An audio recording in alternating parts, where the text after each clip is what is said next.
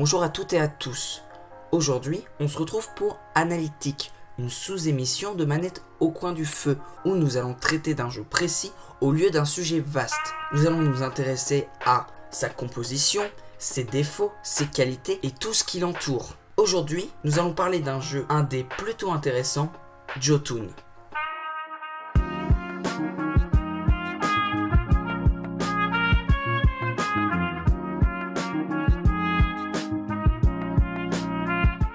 Jotun a été créé par un petit studio indé de Montréal nommé Thunder Lotus Game. C'est leur premier véritable jeu. S'étant fait remarquer pour son animation fait à la main, image par image, il vous propose des combats épiques contre des boss impressionnants ayant une forte inspiration de la mythologie nordique. C'est un jeu financé par Kickstarter avec un objectif de 50 000 $ qui fut atteint avec succès. Pour le premier jeu d'un studio, c'est quand même un exploit. Ils ont fait énormément de recherches sur la mythologie nordique pour faire ce jeu, afin de respecter les histoires des écrits et de les exposer en public, car ils les trouvaient passionnants. En résumé, des combats dantesques y sont présents, où vous, joueurs, vous êtes livrés à vous-même avec votre hache et vos simples capacités contre des Jotun signifiant géants dans la culture nordique. Plus précisément, ce sont des créatures humanoïdes personnifiant les forces de la nature, dotées d'une force impressionnante ainsi que parfois des pouvoirs divins. Histoire et univers. Nous suivons l'épopée de Thora, une viking plutôt badass qui malheureusement n'est pas morte au combat et ne peut donc pas accéder au Valhalla, un lieu où les valeureux guerriers défunts sont amenés. Heureusement, les dieux vont lui laisser une seconde chance d'accéder à ce lieu idyllique en battant les Jotun.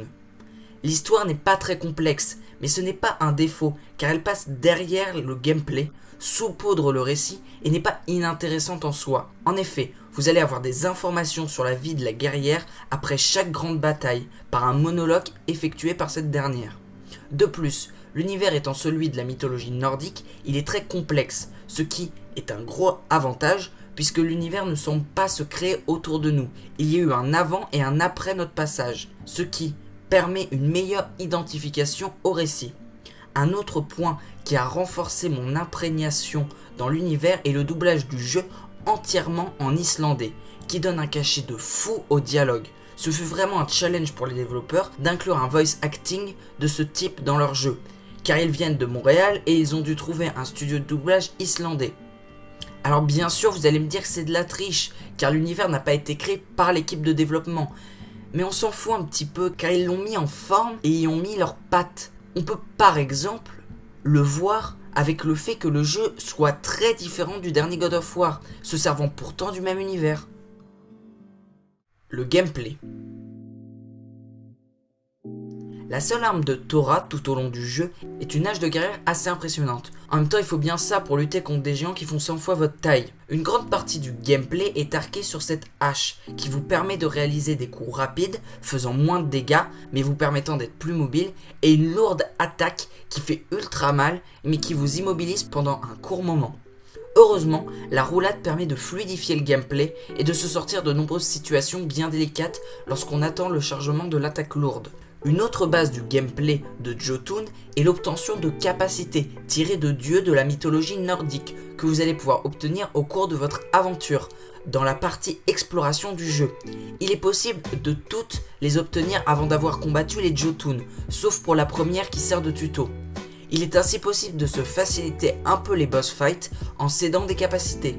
Sachant que chaque Jotun a un gameplay différent, certaines capacités sont vivement recommandées pour ne pas s'arracher les cheveux sur certains boss.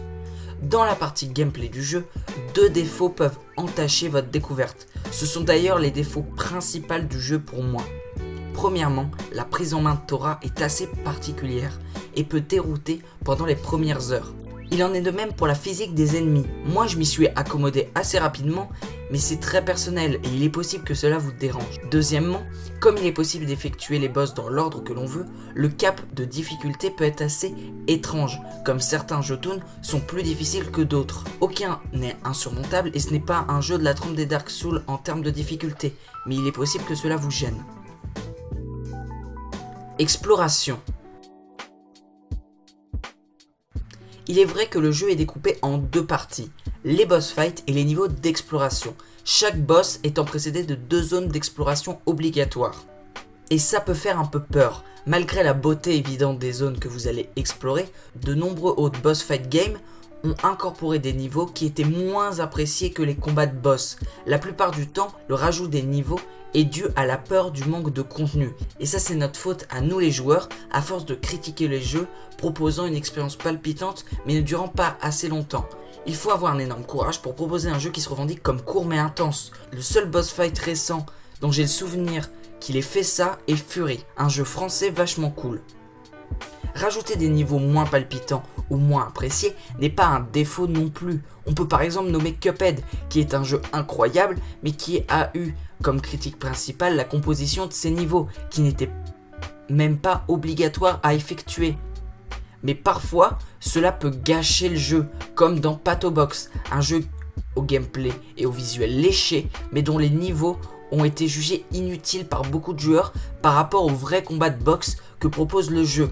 Alors je me permettrai pas de dire si c'est vrai ou pas, car je l'ai pas testé par moi-même ce jeu, et il a l'air plutôt intéressant. Maintenant, qu'est-ce qu'il en retourne pour Jotun? Le suspense là, il est insoutenable. Bah, c'est variable, car certains joueurs ont trouvé les niveaux vides, ce qui peut être compréhensible, car ces niveaux se basent énormément sur la contemplation et dénote avec l'action incroyable des boss fights. C'est sûr que si vous n'aimez pas observer des décors mythologiques nordiques, ça risque de vous gêner un peu. Mais ce n'est pas mon avis, car pour moi ils sont assez bien construits et très utiles. En effet, en mettant de côté l'aspect contemplation, chaque niveau est composé autour d'un gameplay, comme par exemple une attaque de nain. Et la compréhension de ce gameplay particulier va être très important dans le combat futur contre les Jotun. En effet, chaque Jotun est associé à 2 niveaux d'exploration et leur gameplay dérive aussi de celui que tu peux retrouver dans ces niveaux. Ces niveaux agissent donc comme un moyen d'apprentissage, mais peuvent dérouter, il est vrai. Pour moi, ils n'agissent pas comme un défaut du jeu, mais peut-être que pour vous ce sera différent. Graphisme et animation. Bon, il n'y a pas à chier, le jeu est magnifique. Tous les personnages sont animés avec détail et une particulière attention a été placée sur les décors qui sont sublimes, donnant l'impression d'être peints à la main, vous permettant ainsi de vous visualiser dans les différents lieux propres à la mythologie nordique. Leur objectif graphique avec Jotun était de créer un cartoon interactif à l'ambiance sombre mais fun à jouer. Sachant que tout l'aspect graphique du jeu est fait par ordinateur et tablette graphique, le plus dur dans la conception fut pour eux la création du chara-design et l'animation des Jotun, car ils cherchaient vraiment un style proche de la perfection. En effet, tous les Jotun sont différents, uniques et complexes dans leur composition.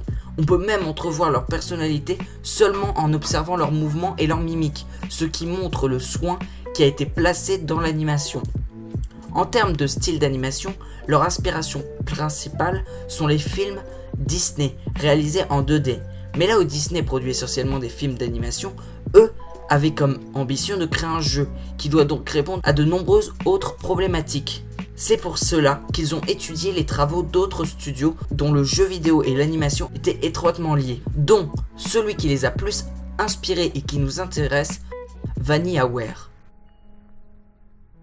VanillaWare est une compagnie japonaise de développement de jeux vidéo formée par l'équipe de développement d'Atlus qui avait produit Princess Crown pour la Saturn de Sega en 1997.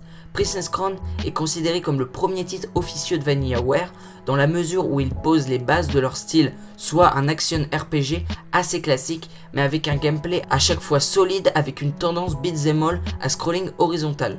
Fondée le 1er février 2002, sous le nom Poragoro, elle adopte son nom actuel VanillaWare en 2004. Mais s'il y a bien une raison pour que ce studio soit aussi réputé, c'est pour l'aspect graphique de ses projets. En effet, leurs jeux sont marqués par leur patte stylistique qui leur donne un aspect magnifique pour les amateurs de graphisme 2D, mais aussi un aura de jeu indémodable sur le plan graphique, là où les mécaniques peuvent malheureusement vieillir avec le temps.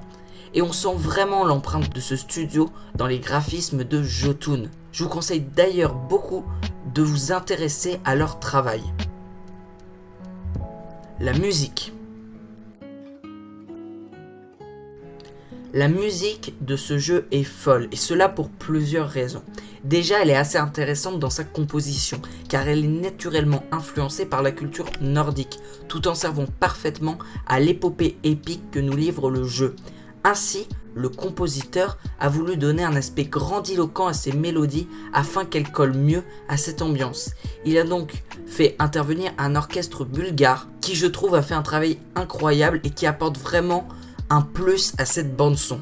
De plus, les concepteurs ont voulu créer un contraste entre des musiques douces et rayonnantes dans les phases d'exploration et des musiques épiques et intenses, accentuant le sentiment de désespoir lors des combats contre les Jotun.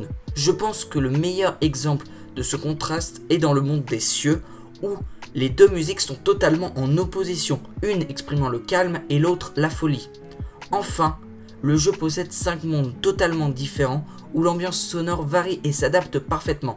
En effet, chaque Jotun a son propre univers d'effets sonores qui est en lien avec l'environnement. En tout, plus de 241 effets sonores différents sont présents dans le jeu. En conclusion, Jotun c'est un très bon jeu, avec ses défauts bien sûr, mais qui fait ressentir quand même la patte très personnelle de studio. Et surtout, pour un premier jeu, c'est super propre. Ils ont réussi à établir leur style et à prendre un projet qui n'a pas à avoir honte de ses prédécesseurs. Le but des développeurs était de donner une sensation de satisfaction aux joueurs à la fin du jeu. Et ce fut le cas pour moi, car malgré ses défauts, Jotun reste un jeu d'une incroyable intensité qui va forcément vous marquer. Maintenant, tout ce que je leur souhaite, c'est qu'ils réussissent à continuer dans cette lancée. Mais en regardant leur prochain jeu, Thunderhead, ils semblent être dans la bonne voie. En tout cas, j'espère que cette petite vidéo sur Jotun vous aura plu. Le but vraiment de Analytic, c'est vraiment de s'intéresser à tout ce qui entoure un jeu, comment il a été conçu, ses graphismes, ses musiques, et j'espère que ce genre de vidéo vous plaît. Faites-le moi savoir dans les commentaires. Alors c'est sûr, je vous en ferai d'autres sur d'autres jeux, sur des jeux AAA, mais aussi sur d'autres petites perles indées. Et en tout cas, moi je vous dis à la prochaine. Bye bye.